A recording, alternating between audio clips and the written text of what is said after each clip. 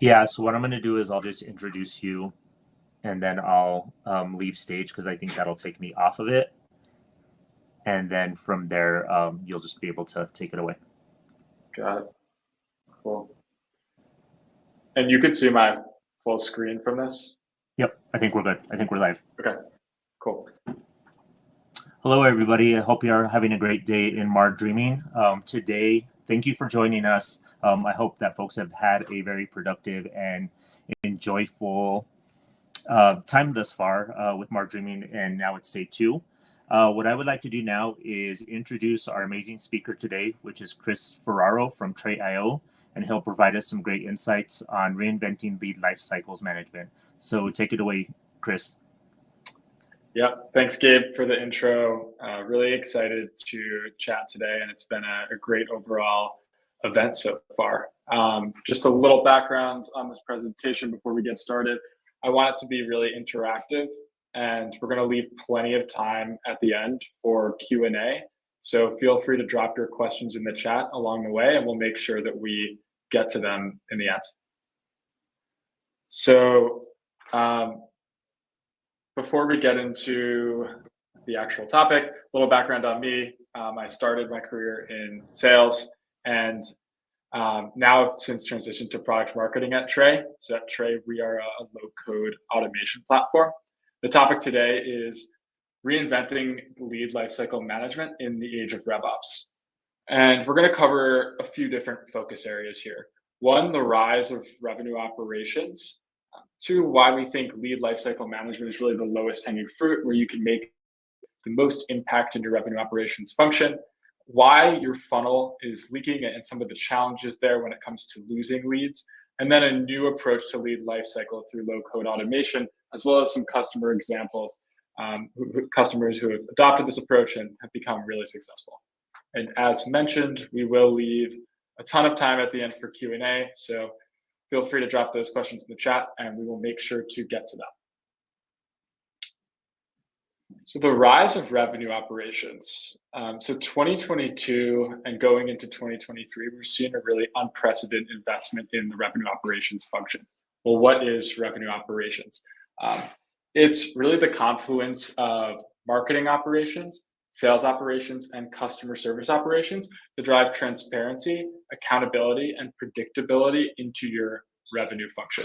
When you think about the economic times that we're in right now, it's become especially top of mind. Whether you're a public company, whether you're private, whether you're reporting to a board of directors, they want to see a really predictable revenue stream quarter over quarter, and they want to see operational excellence. So companies that have invested in revenue operations are realizing a lot of different gains, and that's across marketing spend, increases in sales productivity, even increases in customer satisfaction post-sales due to a report that we pulled from BCG Global. I know what you're thinking. This is such a vast surface area. Within marketing operations, I have tons of different use cases. Within sales operations, I have a lot of different use cases, quote to cash, territory management. Within service operations, I could want to automate a lot of different processes related to renewals, for instance. So where do you even start with all of this? Well, we think that the number one place that you should start is by improving your lead lifecycle. And the reason why is modern B2B buyer expectations for vendor interactions are increasing rapidly, and they're really changing. B2B buyers are now expecting a truly frictionless B2C-like buying experience in every SaaS evaluation. We're seeing that companies are basing a large part of their buying decision on how well you communicate with them throughout the sales cycle, as well as the time and speed to lead it takes for you to engage prospects. So 42 hours is the average time it takes B2B companies to respond to an inquiry or request. But meanwhile, 78% of prospects are buying from the company that responds to their inquiry first. And we're seeing a 20% increase in sales from personalized versus generic campaigns. So there's a lot on the line here, and there's a lot that we're losing along the way. So we think that we have a perfect funnel, right? The buyer comes in, they're not aware of your product, they read some sort of content or syndication, They input their data, they're captured as a lead. That lead starts engaging with your sales team. They go through your sales process, and voila, they become a customer. If only it were that easy. In the current marketing operations and sales operations and overall RevOps landscape, we have a bigger tech stack than we've ever had before, whether you're capturing leads via list uploads, scraping them from LinkedIn, taking data from Clearbit. There's more complexity involved than ever before. And then you're trying to compare incoming lead data from data that already exists in your CRM. You're reconciling those differences. You're dealing with duplicative data. And along the way, you're trying to record that into a single source of truth. If you get anything wrong in that single source of truth, you could have huge problems where your sales team is reaching out to leads who you're already in touch with. Your sales team is reaching out to leads with incorrect information. And we find that all of this manifests into a really significant revenue loss. 20 to 30% of revenue is lost per year due to these inefficiencies. And what are the approaches that we take today? Well, one is manual processes, right? You have someone go through and manually upload leads via lists, check for potential duplication, and make changes accordingly. This is super difficult for a lot of reasons. It's really not scalable, and it's prone to a lot of human error. Then you have point-to-point solutions. So maybe you're lucky enough to have a few developers on your team. Maybe you're hiring an ISV, or maybe you have to talk to central IT and get on their waiting list. And you have those development resources scraped together and cobbled together point-to-point integrations between different technologies in your marketing tech stack. But a lot of times, once those developers leave, there's sort of this black box that's created. And when vendors release new versions, APIs, and requests, you're on the hook for all of that maintenance, which creates a lot of technical debt. And then you have out-of-the-box integrations. So with plenty of marketing automation platforms, there are native capabilities. But once you grow in terms of complexity, in terms of business logic in your lead lifecycle management process, a lot of times you outgrow these native integrations, and it's just not custom enough to fit the changing needs of your business. So when we talk about the lead lifecycle, what are we actually saying? Well, there's 4 main steps of the process. First, you're capturing the lead data from third-party sources. So again, that could be list uploads, that could be a landing page from Eventbrite, that could be different forms generated on your website. Then you're cleansing that data before creating it. So you're making sure that it fits a standard object model, and you're making sure that there's no inaccuracies in the data, and it's enriched in the best possible way with as much relevant and timely data as your sales team needs. And then you're recording that information into your single source of truth, which oftentimes is CRM, like Salesforce, and you're following up and engaging customers at the right time with the best possible message. If you're able to execute on this flawlessly, what you're doing is you're recapturing that 20 to 30% of lost revenue by exceeding buyer expectations at every touch point. And the best way to do that is through low-code automation. So what do we mean by that? Well, we mean the ability to seamlessly integrate via API integrations into your best-of-breed tech stack today and tomorrow. As we mentioned before, your technology stack is growing and it's ever-changing. So you need to be able to plug and play all these applications and have them function cohesively and talk to one another. Next, you have to have the flexibility to handle complex business requirements and large spikes in volume. What if you are expecting thousands of leads from a specific conference and they're all coming in the same day? Do you have the infrastructure to support that? What if you have to set 300 different business rules for your lead lifecycle management workflow? Does your tool have the ability to handle all of that complexity, right? And the third is transparency into bottlenecks. So do you have a single layer where you can really understand and have visibility into any problems that arise throughout your lead lifecycle? Or do you have to go into every individual application and try and triage and find what's wrong? That's the real power and benefit of low-code powered automation. especially a cloud-first approach to low-code powered automation. So how does low-code break into each of these 4 areas that we mentioned before in the lead lifecycle process and make them easier, more flexible, and scale to your business needs? Well, first, it's capturing information, right? You need to be able to capture lead data from all of these different sources. I was actually talking to a customer today who had 10 different sources that they use to acquire leads, including forms, including content syndications, blog posts, partner channels, etc. But underneath a lot of those main ways to capture leads, there could be thousands of different versions and copies. So how do you have a platform that allows you to ingest leads from any source, rapidly stand up new sources as you try to break into new channels geographically or from a technology perspective, and simplify all of these uploads? You're going to have a platform that's flexible enough to support all of these different requirements, but then also allows you to templatize at scale, which is what low-code powered automation allows you to do.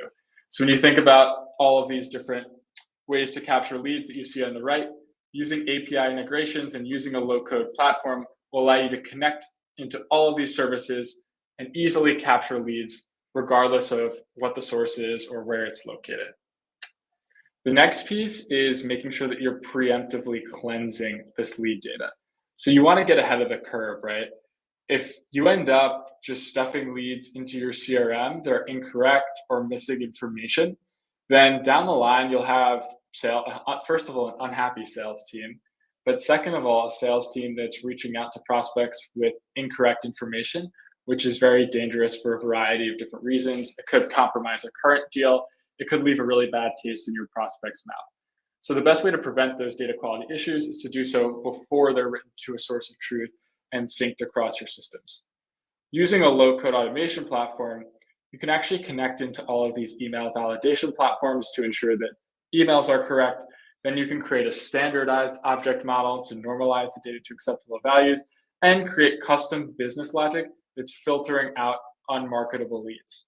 So you're essentially using low code to reduce all of these inaccuracies, as well as ensure that there's a standard object model that can then be inputted into your CRM. And that leads me to the next piece here, which is consistently recording all of this lead data into your CRM. Once you input data into Salesforce, Zoho, Pipedrive, or HubSpot, it's then going to be routed to your sales team. So you need to make sure that you have all of the right enrichment processes in place. Are you connecting to Clearbit? Are you connecting to ZoomInfo?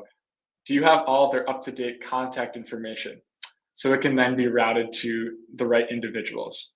All of this can be achieved through low-code automation by quickly integrating other systems into your business processes, having an idea of exactly where the lead sits in the funnel, and then, as mentioned before, the ability to troubleshoot issues easily across your tech stack, whether it's at the individual business logic step or at the workflow level. The final piece here is orchestrating engagement.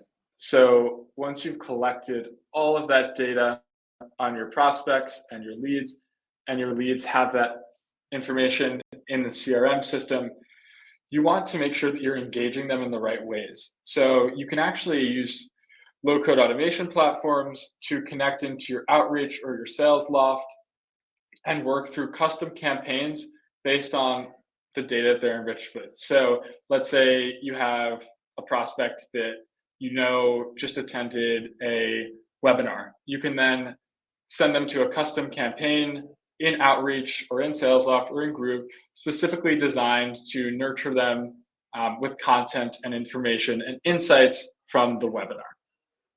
All in all, you have greater control over the sales outreach process, and you could listen for and aggregate intent signals from multiple sources. So when we talk about all the money that's at stake and really how it comes down to being able to follow up with leads in a timely way, as well as being able to follow up with them in a personalized manner, you're able to do all of that in one platform with low-code automation. So you're probably not going to start here. There's a lot of fragmented processes and probably some manual steps along the way, at least from the get-go.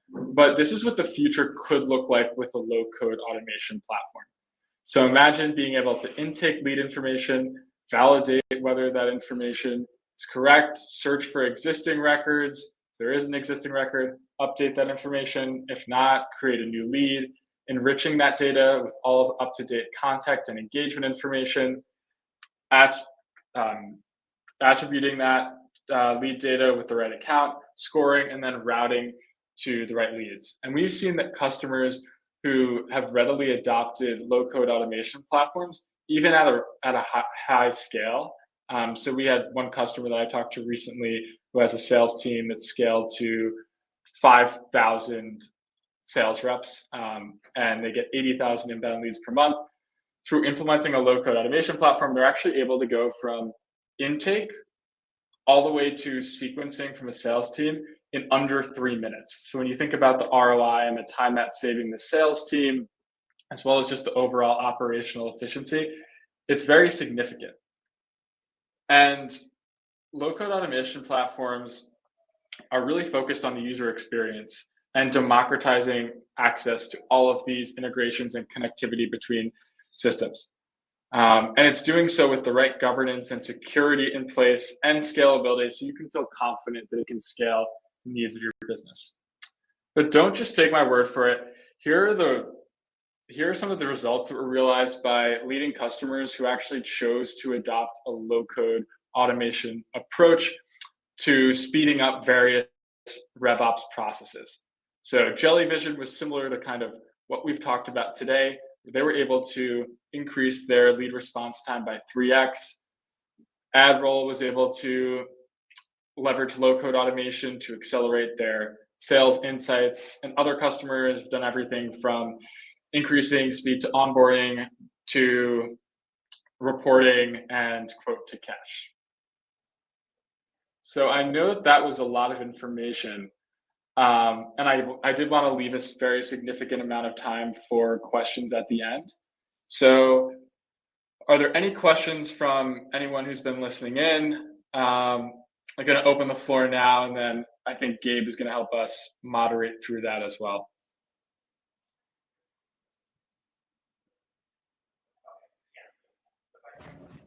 Thank you for the great presentation, Chris. As Chris mentioned, he wanted to leave plenty of time. It looks like we have north of 20 minutes for questions and answers. If folks have questions, feel free to drop them in the Q&A session, or section rather, and I will read them to Chris, and we can go through those in that way. Cool. I do think I just saw one come in from Lexi. Is it okay if I take that one, Gabe? Yeah, go ahead. Yeah, so examples of low-code automation platforms. Well, I'm going to have to plug my company, Tray. Tray.io is a low-code automation platform that's designed for scale, and we have a specific focus on RevOps as well, and we're leading a whole campaign in that direction.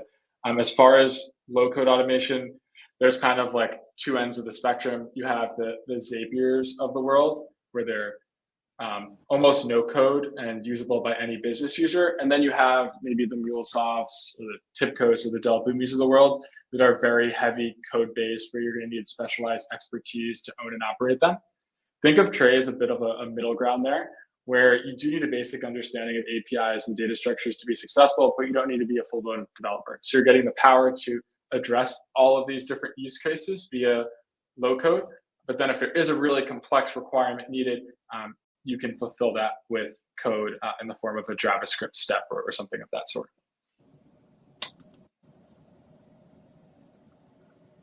Thank you. Do folks have other questions?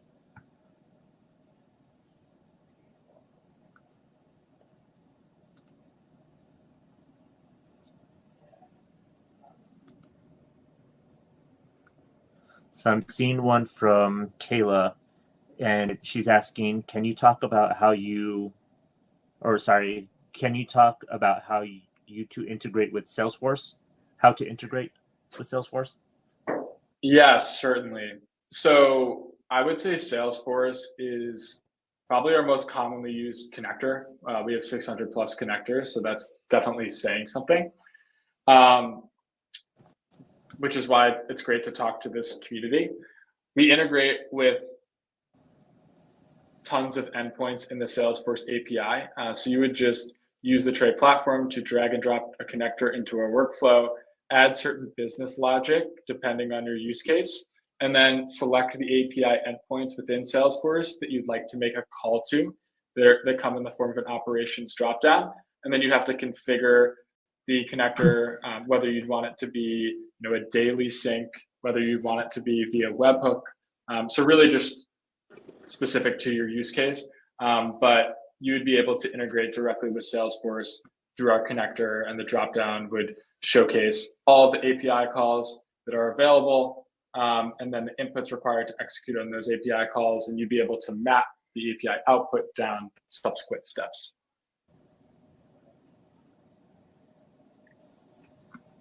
Great. And I'm seeing, I saw a couple going in. It looks like we're using the chat and the question Q&A session. So I'm going to take one from Rob first. And he's asking, do you find typically you can automate manual work out of lead processes completely? Or do you ever see a combination of manual review and automation in a sort of hybrid approach? Yeah, so we are able to, I think we're able to automate a significant amount of the process. I think there'll always be some manual workarounds. There'll be some leads that come in a format you've never seen before, and things of that sort.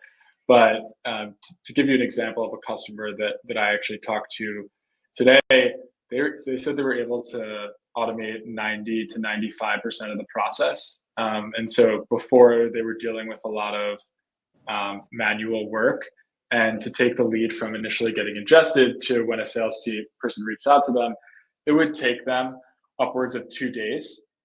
Through automation and through leveraging Tray, they were actually able to take that down to 3 minutes. So 99% of their leads go from point A to point B in 3 minutes. So some of it will always be manual, but there's definitely pretty significant gains. Great. And it looks like one came in from Angelica. Any unique use cases you've seen clients use with Trade.io and Salesforce? Yes. So there are a number that I can think of. One that's cool that we actually do internally with Tray is as a morale boost, we actually have a sales wins channel. So when a new deal is closed won in Salesforce, then that deal gets sent to an internal Slack channel, and everyone can comment and celebrate and tag all who were involved in the deal to applaud them for their work. So I find that that's a pretty cool use case that we use internally, especially with remote work, and allows you to stay close and connected to all of your coworkers. Yeah, that's one that jumps out at me, but we do have so many from reporting, right? So if you want to do a close loss analysis in Salesforce, you can stream all of that information to Tableau from Salesforce. And then, like we mentioned in this whole lead lifecycle management process, once you're enriching data, once you're getting information from all of these different services, you want to then record that into your single source of truth. A lot of times that single source of truth is Salesforce. Awesome. And we have another one from Amir. What's the best way to upload lists from events by removing some of the manual steps? So the best way to do it is by using a tool like Tray to define a standardized object model that for list upload. So we have a whole blog post that goes into it in more detail that I can send over after, but by standardizing the object model, so that way if a lead is like missing information or missing a certain field, you can kind of account for that, and then make sure that if it's missing, or you can kind of create your own rules. So if it's missing a certain amount of information, you can choose to not even route that lead to the sales team, or you can choose to enrich that lead with information by cross-checking in Discover Org, Zoom Info, things like that. But it starts with like setting that standard for what should be a part of the lead. And then once it gets ingested, all of those sort of business logic steps to make sure that that it's compatible with how you're thinking about your business. Great, thank you. And one from Larry. Are the cookie and engagement tracking data brought over when integrated to other third-party incoming sources? I'm not sure I follow that one.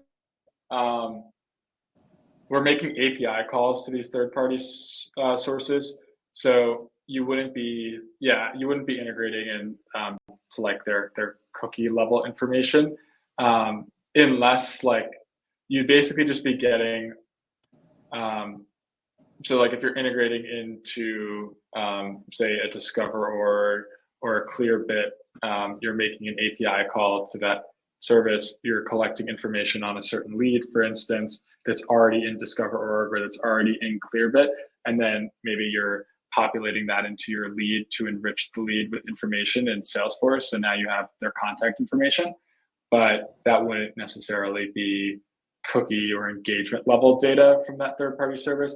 It would mainly be data that would be accessible via API call to that service.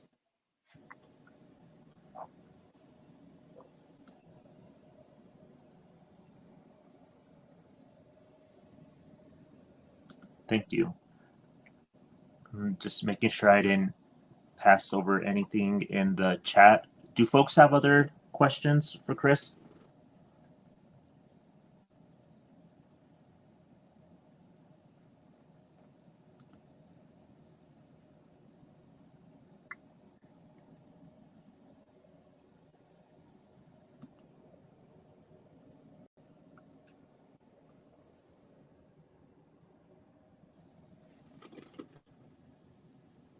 Oh, there's one that came in. From Kayla, can you start with just one step of the process? Can I start with, I guess, could you confirm what's meant by that? What process?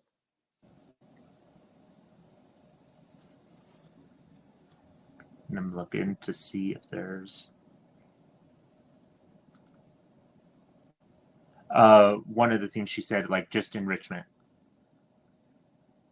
Yeah, sure. So one step of enrichment would be, let's say you ingest a lead and that lead is missing it's a personal email, right? That you get a lot of LinkedIn leads only have a personal email associated with them because that's how people sign up. It doesn't have a business email. Then you can actually integrate directly into a Clearbit, for instance, cross-check whether that lead exists in Clearbit, then check if that lead has a business email associated with it. And if it does, you can move that information under the lead. So before it gets inputted into Salesforce, you now have the personal email as well as the business email associated with the lead, and your sales team can follow up with them in the right way. Hope that answers that.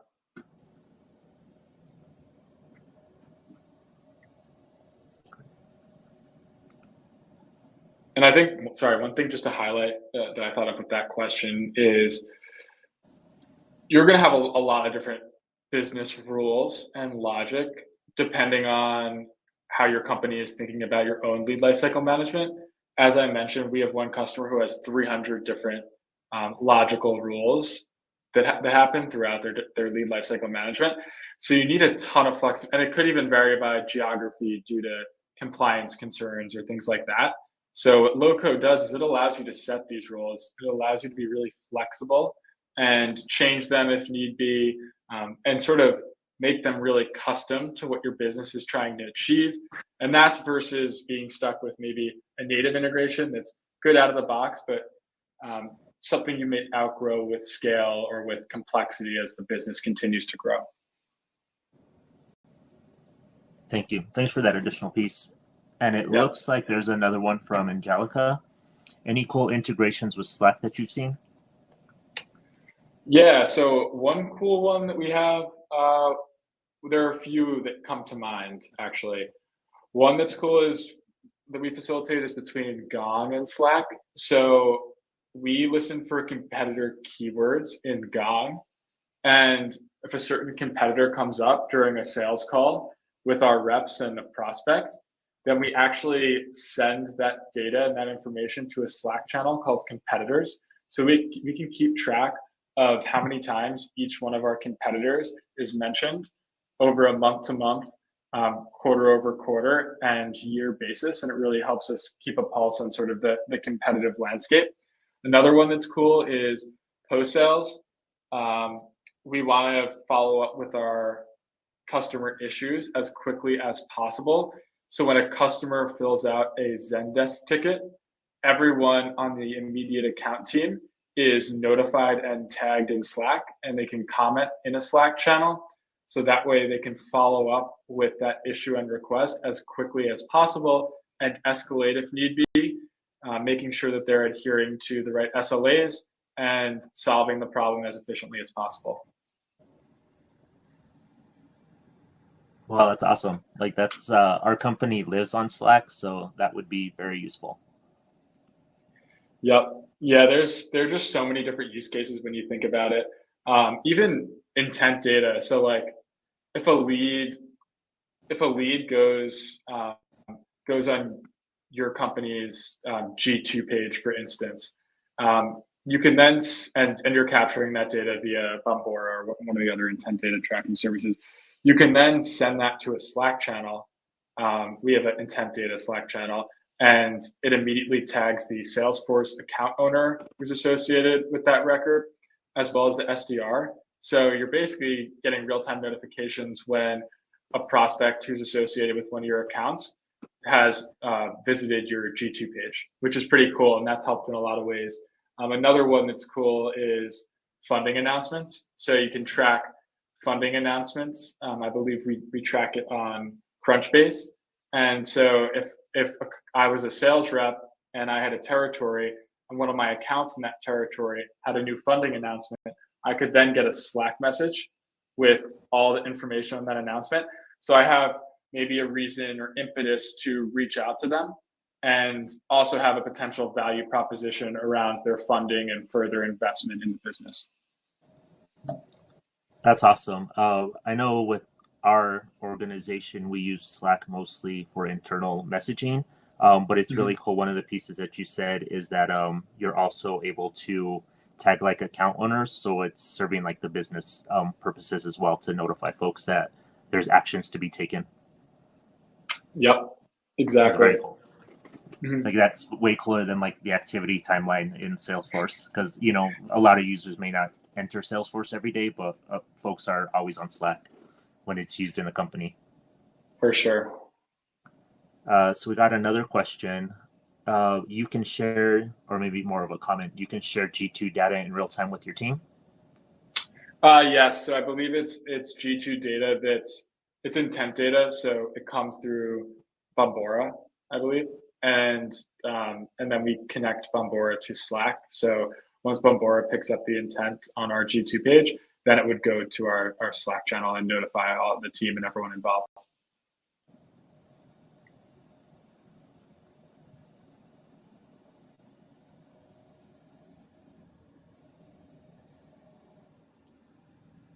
And I actually do think we have an integration directly with G2 in addition to Bambora. So we do connect into the G2 API. Now that I'm thinking about it, so that would be a direct API, like real-time connection that we set up that notifies us in Slack. Looks like we have another question. What about project management tools? We use Asana here at Sercante. What can I do with Asana and Salesforce integration? Yeah, that's a really good point. So I think Asana, Jira, a lot of project management tools, that's a pretty fundamental and core use case that we see at Trey. as far as applications between Salesforce and Asana, I'm not familiar with a direct use case there. I can think of a few with Asana and Slack. So let's say you're on the product team and you're preparing for some sort of a launch and everyone has their own deliverables and you're working on a Slack channel with everyone involved.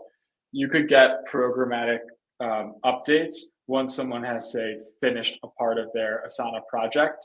That could send a webhook to Slack, notification that some part of the project is finished, or a notification on where you're tracking towards your goals, and you're getting that in Slack without ever having to go into Asana.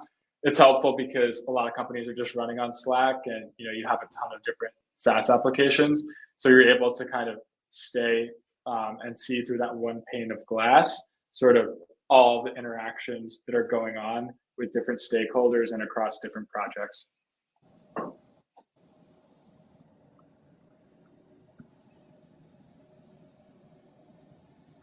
Thank you. We have a few minutes left if folks have additional questions.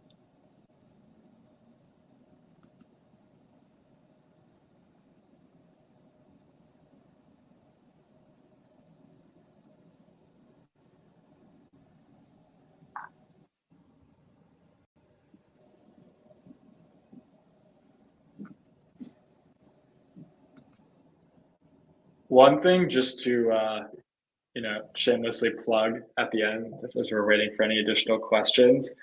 We do have, if you want to get more in the weeds on the Trade.io platform and actually understand what it looks like, what the features are, we're doing a demo jam tomorrow. So we have some really great members of our team, Niels and Austin, who are doing that. It's tomorrow at 9:55 a.m. Eastern, if anyone wants to tune in there.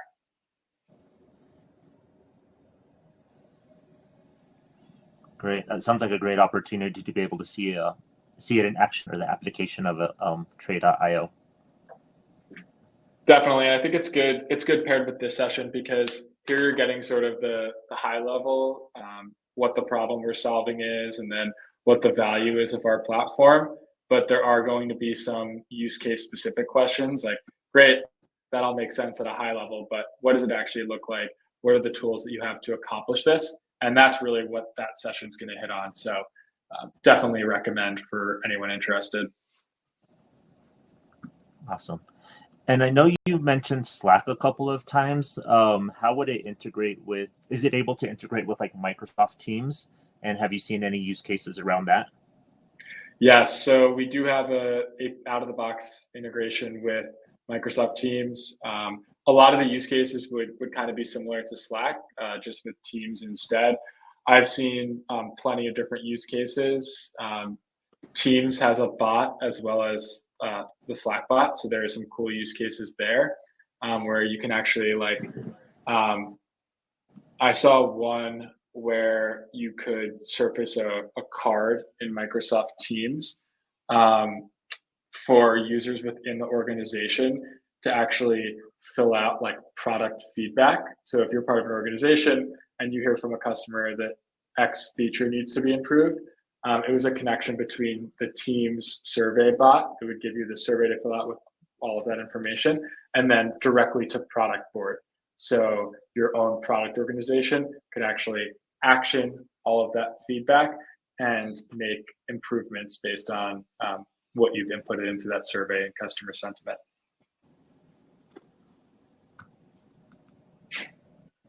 Great, thank you. And we're running up on about a minute left in our session. Do folks have any other additional questions? Quick questions I should add, because this will cut us off right at the time.